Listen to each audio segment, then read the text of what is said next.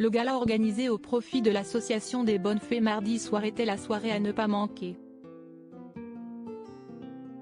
Plusieurs Miss France réunies par Sylvie Tellier et Alexia Laroche-Joubert se sont retrouvées à l'Intercontinental Paris-le-Grand. Marine l'orphelin était par exemple sublime en noir et faisant preuve de transparence aux côtés d'une Camille Serre radieuse ou encore de Mareva Galanté, très élégante dans une robe dos nu. Mais si est une autre ancienne Miss Tahiti qui a retenu l'attention, à savoir Mareva Georges. Celle qui a été élue Miss France 1991 a fait le déplacement depuis les États-Unis où elle vit. Et elle n'a pas fait les choses à moitié pour se démarquer. En effet, la belle brune aujourd'hui âgée de 53 ans a mis le paquet niveau look en dégainant une robe bleue ultra fendue, dévoilant ainsi sa silhouette toujours impeccable. Voir notre diaporama. La dernière apparition en France de Mareva Georges remonte à 2020.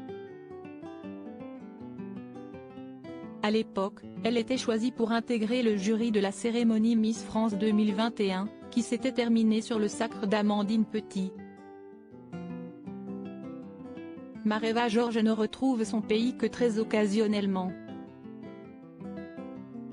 Le reste du temps, elle s'épanouit à Los Angeles, auprès de son mari Paul Marciano, propriétaire et créateur designer milliardaire de la marque Guess. Ensemble, ils ont eu 2 enfants, Ryan, né en 2005, et Geia, né en 2012.